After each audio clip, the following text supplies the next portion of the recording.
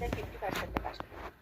তো সেই হিসাবে 32.5, এখন আবার এই যে বিয়ে হয়ে যায়, ফ্রাকশন হয়ে যায়, তাই এখন 33 হয়ে গেছে, বুঝছেন? মজার বিষয় হলো আমরা সেই 33-এই আছি। কষ্টের কথা আর কি বলবো। ম্যাম আমরা পড়তে আসি ঠিকই, কিন্তু একবেলা পড়লে আরেক বেলা পড়ি না। মূল অকুপেশন তো ঠিকঠাক মতো, মানে মূল অকুপেশনে তো ঠিকঠাক মতো মনোযোগ দেন না, এই কথাটা আমার ঘরে আমি খুব বলি। কেন? যেমন আমার কাজ কি বলেন তো? চাকরিটা করা। এখন আমি জি, যদি বলি যে আমাদেরকে ট্রেন করা। আমার ভাল লাগে না, চাকরি করতে, করব না, কি হবে বলেন তো আমার বাসার? অথবা ধরেন আমি হাউস ওয়াইফ, আমি বলি আমার রান্না করতে ভালো লাগে না। মানে কোনো পেশার মানুষের ছুটি নাই, শুধু যাদের অকুপেশন স্টুডেন্ট তারা তার পেশা বাদ দিয়ে দুনিয়ার কাজ করে বেড়ায়। জি ম্যাম। না, আচ্ছা, যাক, বেশি কথা বললে আবার আপনারা মাইন্ড করবেন। কারণ কি, স্টুডেন্ট মানে কি জানি কামতা আছে নাকি? জামতলার রসগোল্লা। তাদের খুব আদর যত্ন করে আমি রাখি, তাই না? জি ম্যাম। এখন দেখেন, এই ইংরেজি কয়টা পড়তে বললে কি হবে? ভয় লাগতেছে কার কার বলেন? ইংরেজিতে খারাপ আছেন কে কে? যে খারাপ আছেন আমার মতো করে পড়বেন। আমি একটা ইংরেজি শিখছি, অসিত স্যার তো বাংলা ইংরেজি গ্রামারের টিচার, হ্যাঁ? একটা ইংরেজি শিখছি, ইজ অথবা আর যদি দেখতে পাই তারপর এটা ভাগ,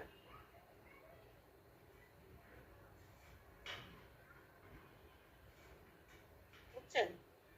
স্যারের একটা ক্লাস আমাদের দেওয়া উচিত ম্যাম। অসিত স্যার পাবলিক আপনার ক্লাস চাচ্ছে এবার।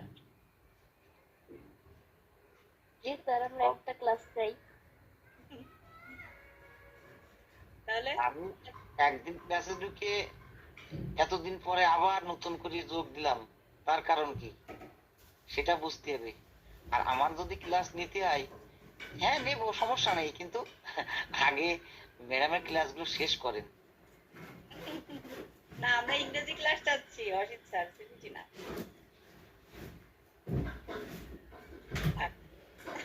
ম্যাডাম, আমরা যে ইংরেজি আমরা শিখি, ওই যে ভয়েস চেঞ্জ ন্যারেশন, এই কি এখানে করাবেন? যদি হয় তাহলে আমি এমন ক্লাস নেব, দেখবেন যে না, মানে ওতে কখনো এই দুর্বল হবে না। কিন্তু এই অস্ট্রেলিয়ান ল্যাঙ্গুয়েজ যদি আপনি শিখাতে চান আমার ওই ভয়েস চেঞ্জ ন্যারেশন দিয়ে, তা কিন্তু হবে না। হ্যাঁ, এই ভয়েস স্যারের কেউ শিকার হইলে স্যারের সাথে যোগাযোগ করবেন, ঠিক আছে? যোগাযোগ করে।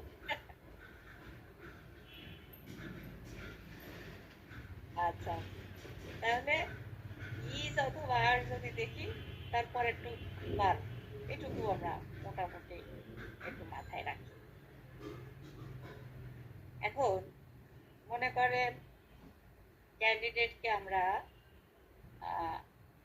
অ্যাসেস করতেছি, তাই না? প্রথমে ক্যান্ডিডেটের কাজ কি? কাজের জন্য প্রস্তুতি।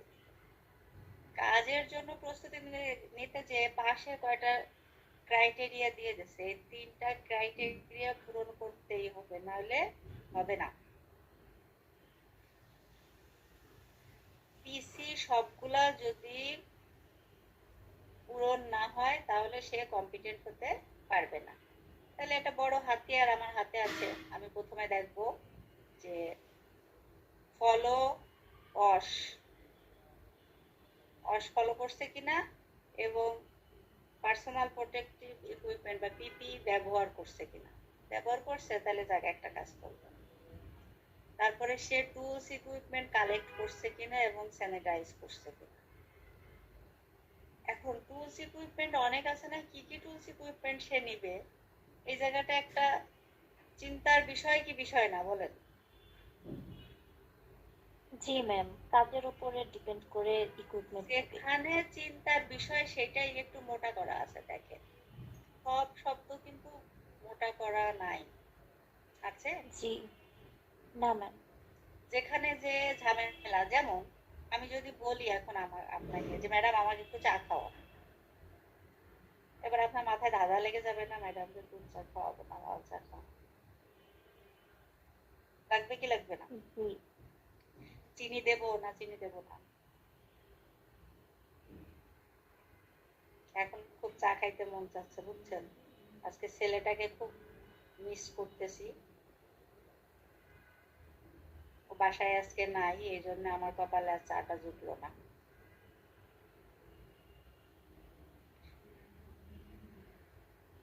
আপনার হেল্পিং হ্যান্ড নাই আছে বুয়া? বুয়া ছুটিতে গেছে।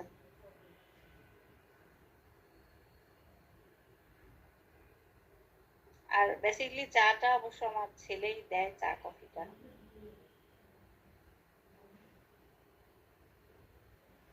আচ্ছা,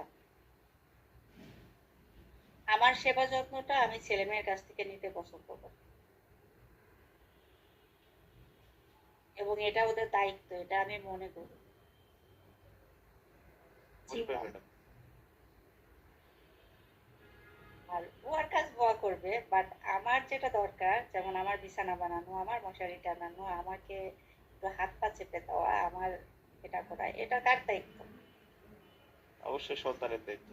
হুম, একেবারে কড়াকড়ি নিয়ম এটা।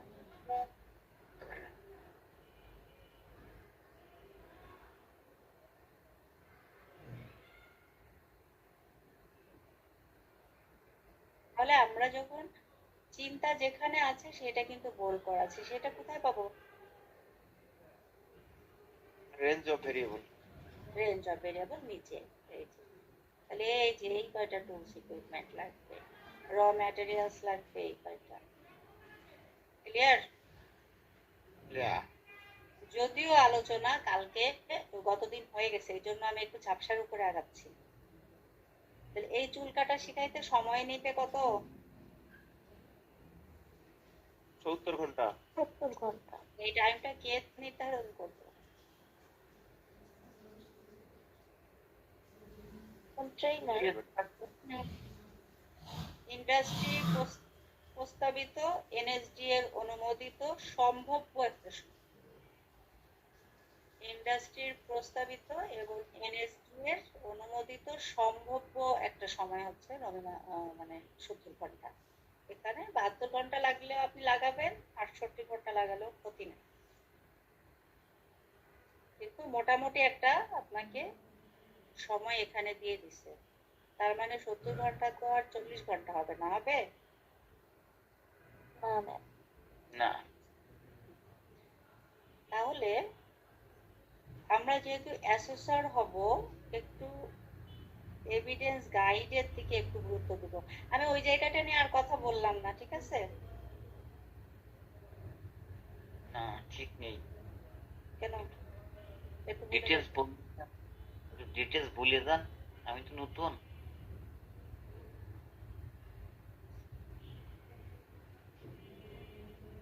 প্রত্যেকটা এলিমেন্টের কিছু ক্রাইটেরিয়া দেওয়া আছে। আমার যদি এই ক্রাইটেরিয়ার একটা বাদ পড়ে, তাহলে আমার এই এলিমেন্ট কমপ্লিট হবে না। তার মানে বলা যায় যে শর্ত দেওয়া রয়েছে, যে এই 3টা কাজ কমপ্লিট করলে দেন তুমি পাস করবা, না হলে নয়। এবং এই ডেসক্রিপ্টরের মধ্যে কি থাকে একটু বলেন তো, যার মনে আছে?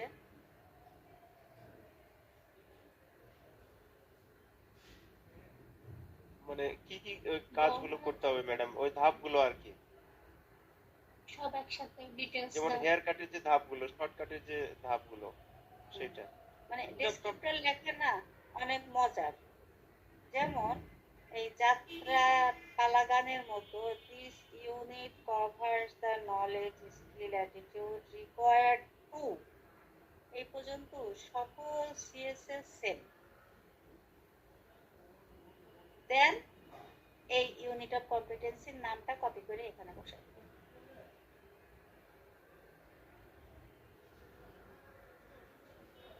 ক্লিয়ার? জি ম্যাডাম ক্লিয়ার। এরপরে আনবেন হচ্ছে ইট স্পেশালি ইনক্লুডস, এটুকু সেম। তারপরে এই এলিমেন্টগুলো একটা একটা করে সব এখানে বসানো। দেখেন prepare for prepare client, cut hair, তারপরে যে check hair and apply dash dash dash. দেখছেন? তার মানে অনেকখানি ইংরেজি দেখে প্রথমে মনে হয়েছিল না, কি না কি জানি লেখা আছে। এখন তো খুব ইজি হয়ে গেল ম্যাডাম। এখন যখন লেভেল 5 এ সিএস ডেভেলপ করবেন তখন দেখবেন যে চট করে কপি পেস্ট করে বসাই দিবেন, ওই ডেসক্রিপ্টর লেখা হয়ে যাবে। আচ্ছা, আর এই পিসি গুলা একটু পড়বো আমরা নিজেদের একটা ইউনিট, যে ইউনিটটা সিলেক্ট করব সেই ইউনিটে একটু এত ইংরেজি পড়ার দরকার নাই, ইংরেজি অনেক কঠিন জিনিস, দরকার নেই। এই ইজ এর পরেরটুকু আগে, ফলো অস, use PP, collect tools and equipment, sanitize tools and equipment, identify raw materials, arrange raw materials, select haircut style। এরকম করে পড়তে পারবো? নতুন যারা একটু কথা বলেন। আছেন আপনারা? জি ম্যাডাম পারবো। জি ম্যাডাম পারবো, এভাবে সহজ মনে হচ্ছে। জি ম্যাডাম। এইটা একটু পড়েন তো একজন, এই 2.2। Remove personal accessories. গুড। এখানে রিমুভড আছে, যেহেতু প্রথমে চলে আসতেছে তখন প্রেজেন্ট ফর্ম হয়ে যাবে, রিমুভ পার্সোনাল। আচ্ছা, অন্য একজন কোনটা পড়েন? এইটা একজন পড়েন তো। Shampoo hair, hair. এটা কি এরকম হবে? শ্যাম্পু হেয়ার এন্ড দরকার নাই, পরে বেশি পড়ার দরকার নাই, কিন্তু ইজের পরে কন্ডিশন, শ্যাম্পু আছে তো। Shampoo and condition hair following salon আর দরকার নাই ভাই, ওই শ্যাম্পু আর কন্ডিশন করে দেন, ওর পরে যা লেখা আছে আর থাকুক না, পাবো দরকার নাই। তাহলে সহজ হয়ে গেল না? জি জি ম্যাম, এখন অনেক সহজ মনে হচ্ছে। এটা আমরা কি করতেছি? সেলফ অ্যাসেসমেন্ট তৈরি করতেছি? না, কিছুই করতেছেন না। আমি কি কিছু বলছি এখনো? না কিছু বলেন না, এই জন্যই তো আটকে আছি। একটু ইংরেজি কঠিন লাগে বলছেন, তাই একটু সহজ করছি, আমি আর কিছু শিখাই। যদি বলতেন ইংরেজি সহজ,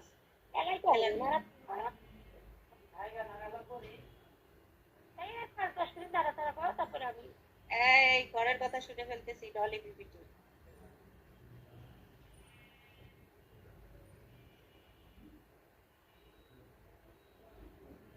আজকে কয়টা পর্যন্ত ক্লাস নিব বলেন? 11টা পর্যন্ত ম্যাম।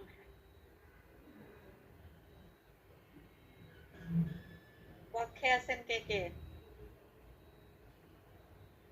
বেশি হলেও পারবো ইনশাআল্লাহ। আপনার পড়াগুলো খালি শুনতেই ইচ্ছে করে। তুলাই তুলাই রাখেন, ম্যাডামকে ভালোই লাগে, খারাপ লাগে। আচ্ছা, পড়া লাগে না তো, শুনতে তো ভালোই লাগবে, তাই না? তাহলে আমরা যে ইউনিট আইডেন্টিফাই করব সেই ইউনিটের পিসি গুলা এরকম সুন্দর করে পড়তে পারবো না শর্টকাট? জি ম্যাম পারবো। তাহলে সবাই এই কাজটা করব, আজকে একটু পড়বো আমার মতো করে। জি ম্যাডাম। এই 5.4 একজন পড়েন।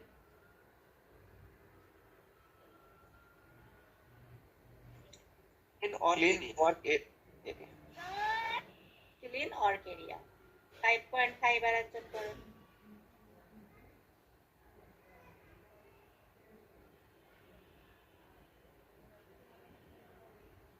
dispose waste materials as per workplace sir নাই standard. অর্থ কিছু করতে বলছি আমি, ওয়েস্ট ম্যাটেরিয়াল ডিসপোজ করলেই হয়ে যাবে। অ্যাজ পার ওয়ার্কপ্লেস স্ট্যান্ডার্ড বা আরো কি কি লেখা থাকে, এত ইংরেজিও দরকার নেই, জাস্ট ওইটুকু পড়ে, তাও দেখবেন যে মোটামুটি একটা কনসেপ্ট চলে আসছে যে কিসের পরে কি কাজ করব। হ্যাঁ, এখন আসি, 9:30 বেজে গেছে। এভিডেন্স গাইড স্যার,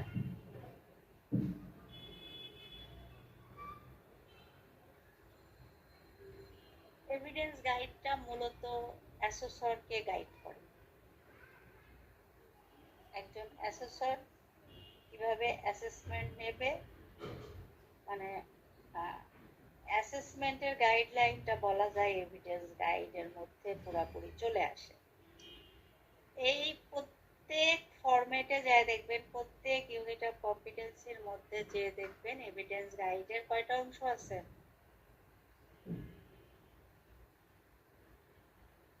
বলেন? 7টা। ম্যাম। 7টা অংশ আছে। এর মধ্যে আপনাদের পরিচিত স্কিল নলেজ অ্যাটিটিউড শুনছেন কোনোদিন?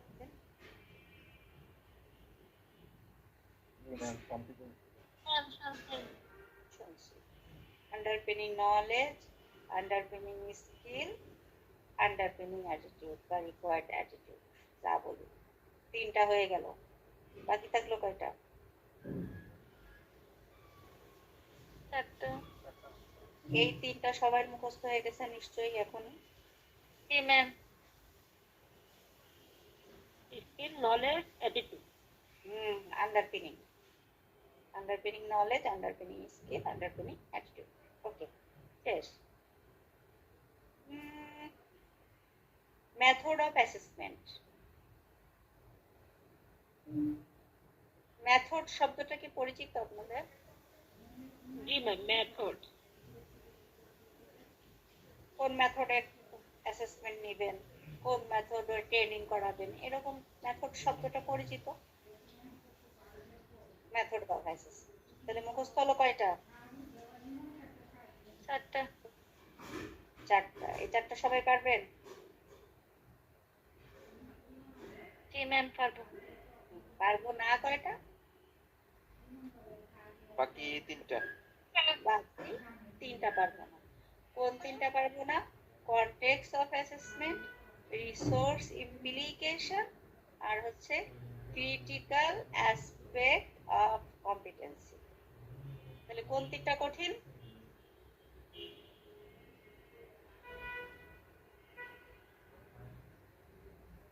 আবার বলে না। কোন 3টা কঠিন? Critical aspect of competency, resource, resource implication. তাহলে এই 3টা মনে রাখার দরকার নাই। ক্লিয়ার? 7টার মধ্যে মনে রাখবেন কয়টা? 4টা। 4টা। কি কি? Skill, knowledge, attitude, method. আন্ডারপিনিং, আন্ডারপিনিং Underpinning knowledge, underpinning skills, required attitude, আর হলো মেথড। মেথড অফ অ্যাসেসমেন্ট 4টা। আর ভুলে যাবেন কয়টা? বলে যাবো 3টা। বাবা,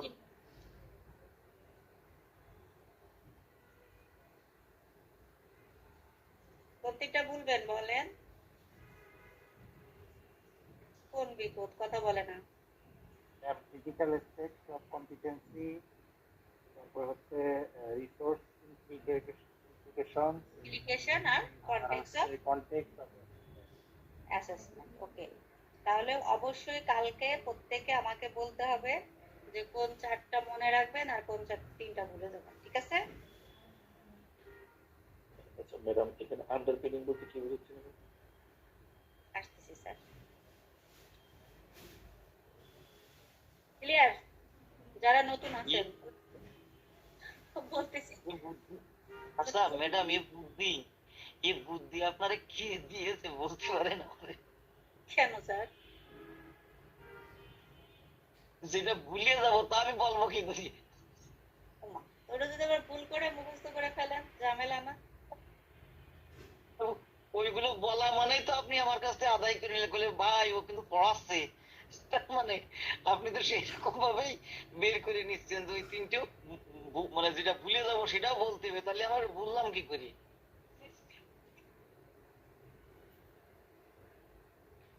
এটাই তো একটা মেথড। 4টা মনে রাখবো, 3টা ভুলে যাবো। মজা লাগছে। এই বুদ্ধি শিখছি কোথাতে জানেন? যখন আমার মেয়ে আসতো, বিশেষ করে সমাজ খুব কঠিন লাগতো ওর কাছে। তো ওই পড়তে পড়তে এসে বলতো, মা এই লাইনটা করতে পারতেছি না, এই লাইনটা অনেক কঠিন, মুখস্থ করতে পারতেছি না, হচ্ছে না। আচ্ছা, ওই লাইন বাদ দিয়ে দাও। এই বাদ দেওয়ার কথা বললে দেখি মুখস্থ হয়ে যায়। এবং আমি দেখছি যে আহ, বেশিরভাগ মানুষের সাইকোলজি এখানে কাজ করে, যেটা ভুলতে চায় সেটা মনে করে তারা।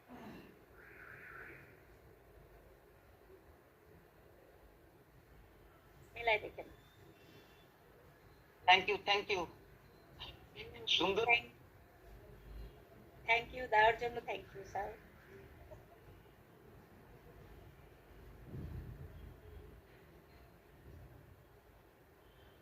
আচ্ছা, এখন আসি। এই কনটেক্সট অফ অ্যাসেসমেন্টের মধ্যে একটা মজার বিষয় থাকে। কি থাকে? কোথায় অ্যাসেসমেন্ট হবে আর কে অ্যাসেসমেন্ট নিবে, এই দুইটা বিষয় ইনক্লুড করা থাকে। কি কি বললাম? দুটাই তাই হবে আর কি নেবে? অ্যাসেসমেন্ট নিবে। কে এই দুটার এই এত বড় বড় দুটা ইংরেজি লেখা আছে না, সারা সিএস এর মধ্যে দেখবেন এই সেম লেখা আছে, competency assessment must be done in NSDA accredited assessment center। এই জন্য ইচ্ছা করলে আপনি সব জায়গায় অ্যাসেসমেন্টে বসতে পারবেন না, এনএসডিএ এর অনুমোদিত সেন্টার হতে হবে। ক্লিয়ার? Clear ma'am. আর হচ্ছে কে অ্যাসেসমেন্ট নেবে, assessment should be done by a NSDA certified or nominated assessor. দেখেন, এইখানে এনএসডিএ সার্টিফিকেট না থাকলেও কিন্তু অ্যাসেসমেন্ট নিতে পারে। কেন পারে? এই সিএস এর মধ্যে লেখা আছে, এনএসডিএ যদি কাউকে নমিনেটেড করে।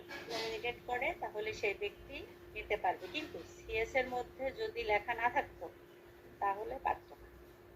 এই জন্য এটা ফার্স্ট সিএস, এখানে নমিনেটেড আছে। এখন যদি এই সিএসটা আবার আপগ্রেড হয়, এই কথাটা উঠে যাবে। এটা কি রিসোর্স? হ্যাঁ, না, এই কথাটা উঠে যাবে কেন? এখন তো সার্টিফাইড অনেক অ্যাসেসর তৈরি হয়ে গেছে, কিন্তু মনে করেন যে ফার্স্ট অ্যাসেসমেন্ট হবে, তখন তো কোনো সার্টিফাইড অ্যাসেসর থাকবে না। থাকবে থাকবে? না। না। তার জন্য এই নমিনেটেড কথাটা ঢুকানো, নাইলে তো মামলা খেয়ে যাবে। এই জন্য অনেক সময় ম্যাডাম, এতদিন পরে এই বিষয়টা আমার মাথায় মানে ঢুকলো, এই কারণে আমার এই প্রতিষ্ঠান থেকে অনেকেই আছে, তারা মানে লেভেল পাস না, কিন্তু তারা মানে বিভিন্ন জায়গায় অ্যাসেসমেন্ট করতে যায়, কারণ ওই এখন বুঝলাম তাহলে ওই নমিনেটেড কথাটা আছে বিধায় তারা একটু সক্ষম। জি জি জি, এই তো যাক, এতদিন পরে আমি একটা কথা ঢুকাইতে পারছি, আলহামদুলিল্লাহ। ধন্যবাদ, ধন্যবাদ। জাযাকাল্লাহ বলেন। জাযাকাল্লাহ।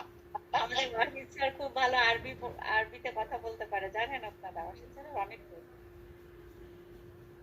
এবং খুব ভালো গান গাইতে পারে, এটা হচ্ছে সবচাইতে মজার ব্যাপার। আমরা একদিন স্যারের গান শুনবো, ঠিক আছে?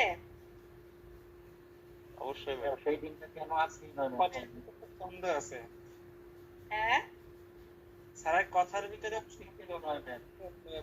কবিতার মতো কথা বলে এবং মিষ্টি কণ্ঠস্বর। হুম, যাক, স্যারের ভাগ্য ভালো, কেউ আজকে শিখতে যাচ্ছে না। আমি চাইলাম তো ম্যাম, আমার কথাটা শোনা যাচ্ছে না। ও আচ্ছা, এই স্যার পারলে দুই কলি শোনাই দেন তো। আমার ছেলে যেভাবে গান গাছে তা আমার গান আর শোনা যাবে না। আজকে ক্লাস করেন পরে একদিন। 2 লাইন শোনাই দেন, পুরা গান শুনবো না, 1 মিনিট শোনান, কিন্তু সবাই চাঙা হয়ে যাবে দেখবেন। ম্যাডাম বাসায় বসে রয়েছি, বাদ দেন দিয়ে এটা।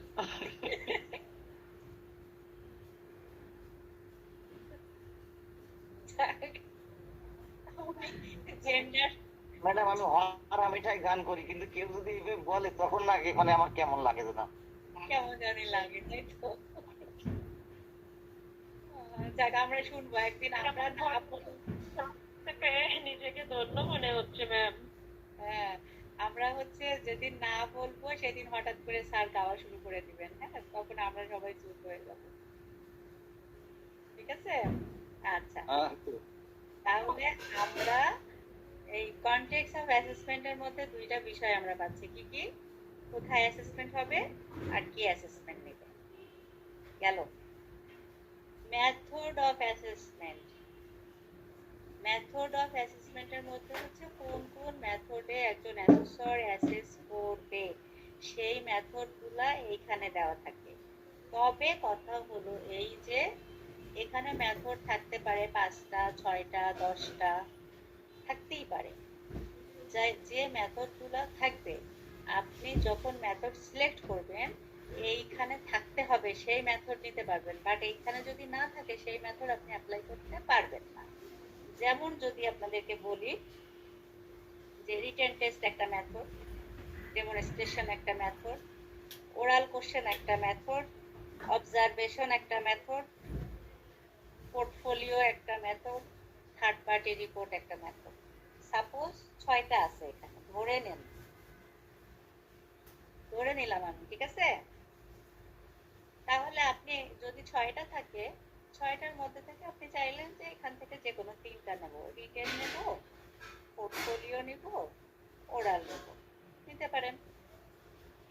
যদি মনে করেন যে না আমি রিটেন নেব না, শুধু ডেমনস্ট্রেশন নেব, ওরাল নেব, থার্ড পার্টি রিপোর্ট নিতে পারেন। কিন্তু এখানে যেহেতু এই 3টা আছে, এই 3টার বাইরে অন্য কোনো মেথড অ্যাপ্লাই করার কোনো সুযোগ আমাদের নাই। ক্লিয়ার?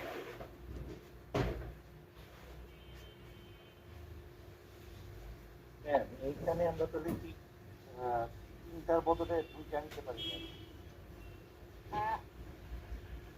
আসলে পলিসিতে বলা আছে একাধিক মেথড অ্যাপ্লাই করতে হবে, সেই হিসাবে আমরা 2টা নিতে পারি। কিন্তু ওই যে যদিও একটা কথা আছে যে কেনাকাটা করতে গেলেও 3 দোকান ঘুরে কেনাকাটা করলে ঠকার সম্ভাবনা কম, 3টা মেথড অ্যাপ্লাই করলে জাজমেন্টটা ভালো হয়, সেই হিসাবে এনএসডিও 3টা মেথড অ্যাপ্লাই করতেছে, সেইভাবে আমরা করি। তবে পলিসিতে ওইভাবে স্পেসিফিক করে লেখা নাই যে 3টাই করতে হবে, ওখানে একাধিক মেথড ইউজ করতে হবে, সেই হিসাবে আমরা 2টা করতে পারি, তবে একটা কখনোই করা যাবে না।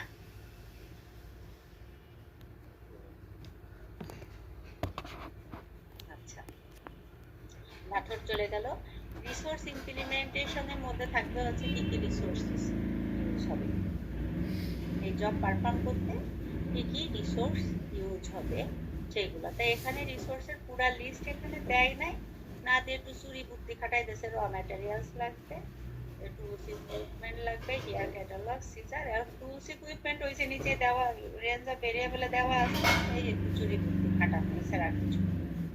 এবার আসেন আন্ডারপিনিং যত কাহিনী আছে, এই কি বলতেছি, হেয়ার কাট করার জন্য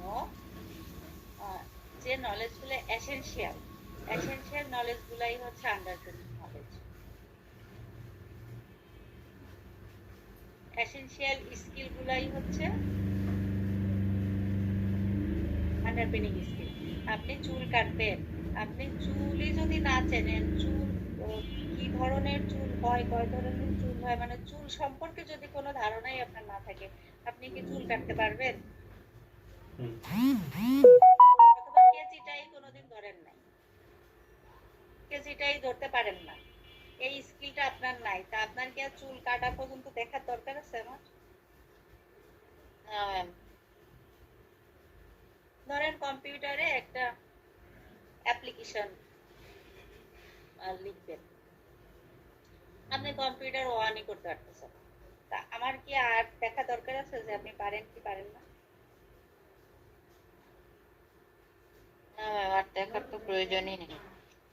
এই এসেনশিয়াল নলেজ গুলাই হচ্ছে আন্ডারপিনিং নলেজ, এসেনশিয়াল স্কিল গুলা হচ্ছে আন্ডারপিনিং স্কিল, এবং ওই জব পারফর্ম করার জন্য যে অ্যাটিটিউড গুলা দরকার সেটা হচ্ছে required attitude.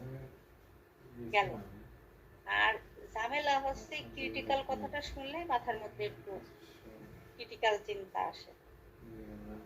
Critical aspect of কম্পিটেন্সির মধ্যে দেওয়া থাকবে হচ্ছে অ্যাসেসর কি এভিডেন্স কালেক্ট করবে সেই ইনফরমেশনটা এখানে দেওয়া থাকবে। যেমন অ্যাসেসর অ্যাসেস করে যে ইয়ে করছে কিনা, পিপি করছে কিনা, সে টুলস ইকুইপমেন্ট নেছে কিনা, বাট তার কিন্তু ফাইনাল জব হচ্ছে চুল কাটাটা।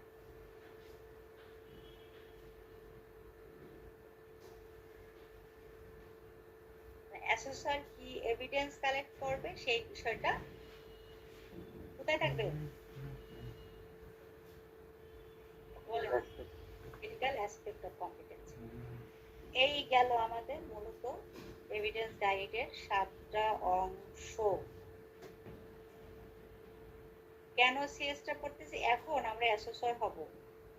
অ্যাসেসর হতে গেলে আমরা যে মনের মাধুরী মিলায় বললাম যে ম্যাডাম রিটেন টেস্ট নেব, যদি এখানে রিটেন টেস্ট না থাকতো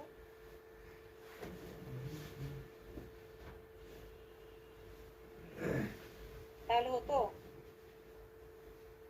না, নিতে হতো না। পারতাম? না, নিতে পারতাম।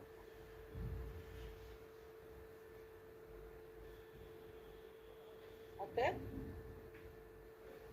আমাদের মেথড অফ অ্যাসেসমেন্টের উপর ভিত্তি করে বলতে। এখন রিটেন টেস্ট কোনটা সেটা আমরা জানি। শীতের আর জানি।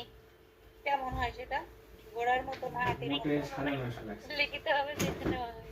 আলসার যে মানে আর ওরাল কোশ্চেন জ্যাকেট গুলো কিনে ওগুলো ব্র্যান্ডের এটা গুলো মৌখিক দেখলাম ভাবে নেওয়া 2500 3000 করে ডেমনস্ট্রেশন কোনটা? খুঁজতে খুঁজতে যেটা প্র্যাকটিক্যালি পাইকারি দেখানো মানে হয়। এইরকম এই গেঞ্জিটা আমি প্র্যাকটিক্যাল খুঁজতেছি দেখানো 19 সাল ভালো থেকে। কথা।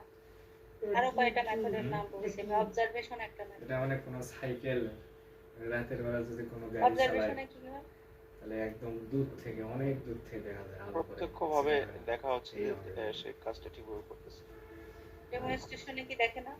এটা হলো ম্যাডাম এই ডেমনস্ট্রেশনের তো একটা অংশ যে অবজারভেশন। মিরপুরে 1 না, অবজারভেশন দেখায় ম্যাম। মুক্তা বাংলার সামনে 5 তলায় অবজারভেশন এটা হচ্ছে এটা একটা অ্যাসেসমেন্ট মেথড। মোলায়েম অবজারভেশন একটা অ্যাসেসমেন্ট মেথড। রিটেন টেস্ট যেমন একটা অ্যাসেসমেন্ট মেথড, অবজারভেশন একটা অ্যাসেসমেন্ট মেথড। 250 মাথায় রাখবেন। যখন যখন 350 আমাকে বলছে আপনার পাইকারি অ্যাসেসমেন্ট দোকানে গেছি খুঁজতে সিমুলেটেড ওয়ার্কপ্লেসে হয়, আর কাজটা আপনি রিয়েল করতেছেন, সিমুলেটেড ওয়ার্কপ্লেসে হয়, তখন সেটা হয় ডেমনস্ট্রেশন। 250 যখন অ্যাসেসমেন্ট রিয়েল ওয়ার্কপ্লেসে হয় তখন হয় অবজারভেশন। কি বললাম?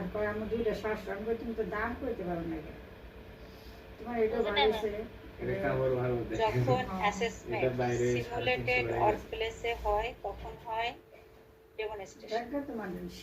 যখন অ্যাসেসমেন্ট রিয়েল ওয়ার্কপ্লেসে হয় তখন হয় অবজারভেশন। যেমন এবার খোঁজাখুঁজি করে মনে করেন কমের মধ্যে ভালো এই চুল কাটার উপরে অ্যাসেসমেন্ট হয়। আমার টিটিসি আপনি একজন ক্যান্ডিডেট চুল কেটে দেখাবেন অ্যাসেসরকে। চুল তো অরিজিনাল কাটতেছেন নাকি কাটতেছেন না?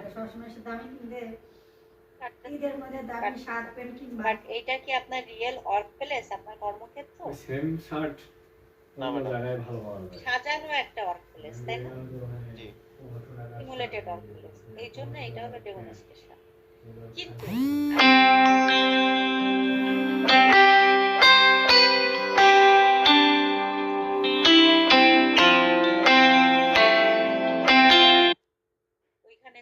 এটা হলো অবজারভেশন। দাঁড়াবো।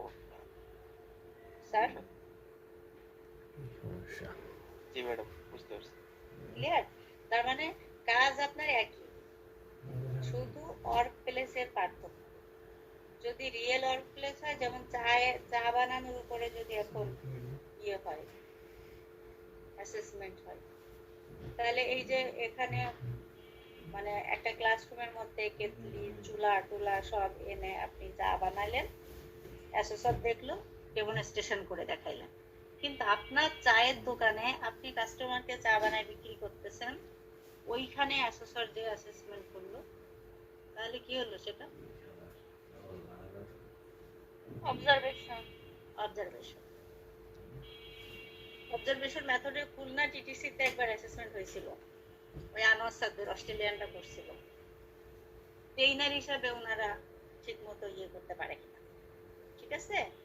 তো আমরা যেমন ট্রেইনার হিসাবে ডেমনস্ট্রেশন দিই না ক্লাসরুমের মধ্যে, জি ম্যাম। ওনাদের ছিল যে ওনাদের অফিসে গেছে, রীতিমতো সিগনেচার করছে, তার চেম্বারে গেছে, তারপরে সে ক্লাসরুমে গেছে, ছাত্রদের ক্লাস করছে, সারাদিন অন্য দিনের মতো যেমন ক্লাস করায় সে তার মতো চলছে, অ্যাসেসর তাকে অবজার্ভ করছে। 2 দিনে 3 জনকে করছে, বুঝছেন? জি ম্যাম, বুঝতে পারছি। আর ওইটা কি অ্যাসেসমেন্টের মধ্যে অবজারভেশনটা হয়? খুবই কম না? হয়ই না এখন, এনএসডি এর অধীনে একবারও হয়নি। বললাম না খুলনা টিটিসিতে একবার হয়েছিল, অস্ট্রেলিয়ানরা করছে। তবে এটা জানার জন্য আমি বললাম। জি ম্যাম, ভালো হয়েছে। তো আর আগাবো না, আজকে প্রত্যেকের সিএস এর ইউনিট অফ কম্পিটেন্সি গুলাকে কয়টা ক্যাটাগরিতে ভাগ করা যায়? 3টা ক্যাটাগরিতে ভাগ করা যায়। তারপরে হচ্ছে কম্পোনেন্ট গুলা কি কি, এভিডেন্স গাইডের 7টা অংশ কি কি, কোনটার মধ্যে কি থাকে, মোটামুটি বিস্তারিত মাথায় নেওয়ার চেষ্টা করবেন। আর পিসি গুলা পড়বেন, একটা ইউনিট অফ কম্পিটেন্সি সিলেক্ট করবেন এবং পিসি গুলা পড়বেন। ক্লিয়ার? জি ম্যাম। এখন বলেন যে আজকে লার্নিং কি হলো? ম্যাডাম, আমি একটা বিষয় জানতে চাচ্ছিলাম, ওই শিওর। যেখানে আপনার এই যে এভিডেন্স এর মধ্যে পাইলাম ম্যাডাম, Evidence guide. আন্ডারপিনিং নলেজ, তারপরে হচ্ছে আন্ডারপিনিং স্কিল আর রিকোয়ার্ড অ্যাটিটিউড। এখন ম্যাডাম দেখা যাচ্ছে যে একজন ক্যান্ডিডেট সে মানে যে ডেমনস্ট্রেশন আছে বা যে জবটা আছে, সেটা হচ্ছে যে সেটা আপনার তার আন্ডারপিনিং নলেজ আছে এবং হচ্ছে যে আন্ডারপিনিং স্কিলও আছে, কিন্তু পরিপূর্ণভাবে একদম ফিনিশিং হয় না, তাহলে কি সেক্ষেত্রে কি সে কম্পিটেন্ট হওয়ার যোগ্য? 100% পাস। আপনি যেটা বলছেন ও সকল পিসি কভার করতে পারে নাই। ক্লিয়ার? যদি সে সকল পিসি কভার করতে পারে তাহলে সে কম্পিটেন্ট। কম্পিটেন্ট। আচ্ছা, একটা পিসি যদি গ্যাপ থাকে, ওই যে আমি বলি না, মাঝে মাঝে বলি যে আমি মোটরসাইকেল চালানো শিখলাম, সব শিখছি, খালি ব্রেকটা চাপতে শিখি। মোটরসাইকেল চালাইতে পারবো না রাস্তায়? ব্রেক তো এটা তো মেইন। ভালো বলে নিয়ে হ্যাঁ, আর নাহলে তো অ্যাক্সিডেন্ট করে ফেলবে। এরকমই ব্যাপার। পিসি যদি একটা বাকি থাকে, ঠিক আছে। কথা একটা সিএস এর বাইরে কোনো কথা নেই থাকে। আজকে লার্নিং কি হলো? এই অনিন্দ টিভি ম্যাডাম, আমি লাস্টে আসছে জয়েন করেছি কিন্তু খুব বেশি ক্লাস করতে পারিনি। শেষে দুটো জিনিস শিখতে পেরেছি, ভালো লাগলো। সিমুলেশন আর অবজারভেশন, এই দুটো পার্থক্য বুঝতে পেরেছি এবং খুব ভালোভাবে বুঝতে পেরেছি। বিশ্লেষণ এবং অবজারভেশন। জি, দুটো। জি, আচ্ছা, অন্যরা একটু বলি, সানন্দে বলি যে আমাদের আমরা কি কি শিখলাম আজকে, সবাই একটু একটু করে বলি।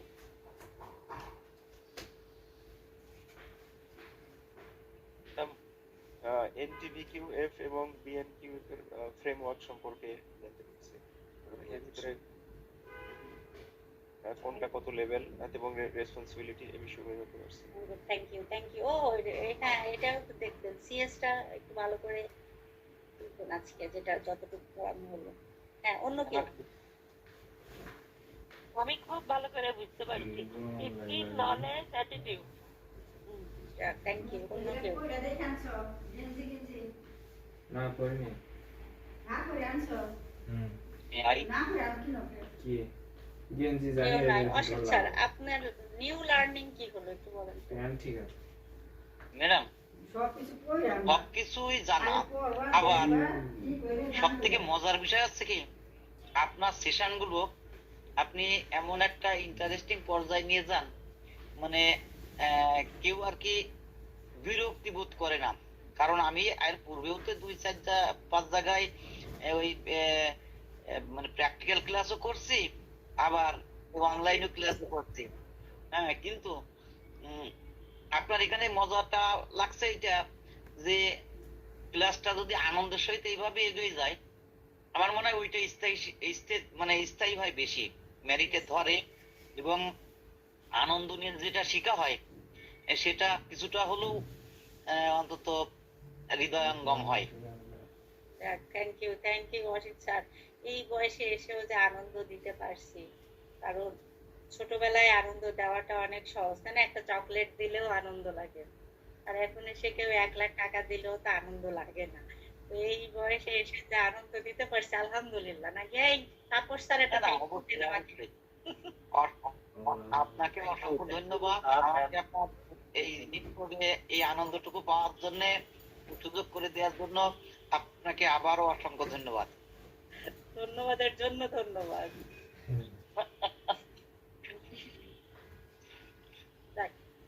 একটু নতুনটা কথা বলি, যারা আজকে একদম কথা বলেনি তাদের মধ্যে থেকে একটু শুনতে চাচ্ছি আজকে লার্নিং কি হলো। লেভেলগুলো সম্পর্কে ধারণা পেয়েছি। লেভেলগুলো সম্পর্কে ধারণা পাইছি। হাসিবুর রহমান, সিএসটা কি ডাউনলোড করতে পারছি? হ্যাঁ ম্যাম। এখন বলতে হবে যে ম্যাডাম কোন সিএস ডাউনলোড করব, তাই তো? এটা তো জানি না। প্রথম ক্লাসে হাসিব ছিল না, সেই জন্য মামুনের সাথে যোগাযোগ করবে, করে ইলেকট্রিক্যালের সিএসটা ডাউনলোড করবে, তাহলে সহজ হবে। ইলেকট্রিক্যালে তো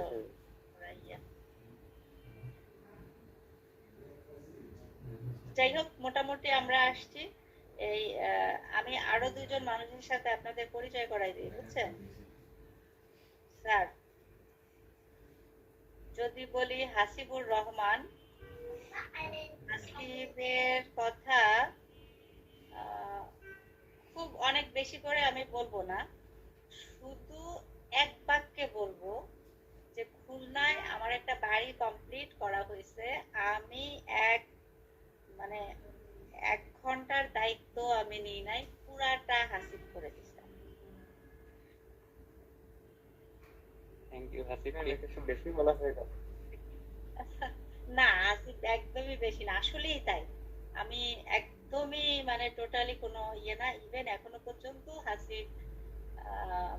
হাসিবের উপরে আমি আসি, মনে করি যে কিছু করা লাগলে ওই হাসিবই ভরসা আমার। হাসিবও সেইটুকু দায়িত্ব এখনো রাখে, যে মাঝখানে খুলনায় গেছে আমাকে ফোন করছে যে ম্যাডাম বাড়িটা দেখে আসবে। এই একটা এই হলো আমার হাসিব। ওকে আসলে ওই যে আর বললাম না, ঠিক আছে? ও আর বেশি বলতে গেলে বাদ পড়ে যাবে, অনেক বলতে গেলে বাদ পড়ে যাবে, ও লজ্জা পাবে না, এই জন্য বলার দরকার একটাকে নিশ্চয়ই আপনারা বুঝতে পারছেন। আর মামুন হচ্ছে, মামুনকে যে কোনো সময় আমি বলতে পারি যে মামুন এখন খুলনায় চলে যাও বা ঢাকায় যাও, অথবা আছে মামুন রাত 12টার সময় বলতে পারি যে মামুন একটু ডাক্তারের কাছে যাও। এই ভরসা জায়গাটা ওর কাছে আমার আছে, অনেক পছন্দ করে, ইনশাআল্লাহ এখনো আছে ইনশাআল্লাহ। তবে আমি ভাগ্যবান, আমি খুব ভাগ্যবান যে আমি ভালো ভালো মানুষের আব্বু জানে সাথে পরিচয় হয়েছে চলার পথে। খুব খারাপ মানুষ আমার এত ছোট নাই মানে এরকম হয়নি, আমার সাথে এসব পরিচয় বিদেশে ঘটে যাইতো নাই। বিদেশি মানুষ মোটা মানুষ ভালো। ইভেন এখনো পর্যন্ত আমি এত বছর ধরে, বয়সটা তো আর একেবারে কম হলো না, কিন্তু খুব খারাপ মানুষের সাথে পরিচয় হয়নি। তবে তার মধ্যে বিশেষ বিশেষ পার্সন আছে, তার মধ্যে আবার এই যে বিশেষ 3 জন এখানে উপস্থিত আছে।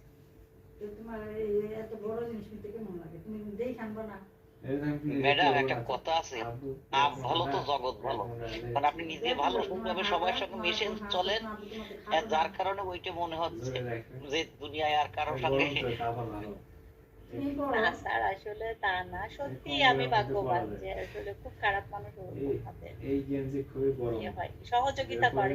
এবং আমার শুধু তা না, 3 জনের কথা স্পেশালি বললাম কারণ ওরা অনেক বছর ধরে, ইভেন এই যে এই প্ল্যাটফর্মেও যদি বলি, তো আমার কেন জানি আপনাদের উপরেও ভরসা আছে, যদিও আপনাদের সাথে দেখা হয় নাই বা হচ্ছে অনেক বছরের সম্পর্ক না, হয়তো কারোর সাথে 1 মাসের, তবে আপনাদেরকেও আমার খুব আপন মনে হয়। আমি জানি না যে আপনাদের মধ্যে কতটুকু আছে, তবে খুব খারাপ নাই মনে হয়।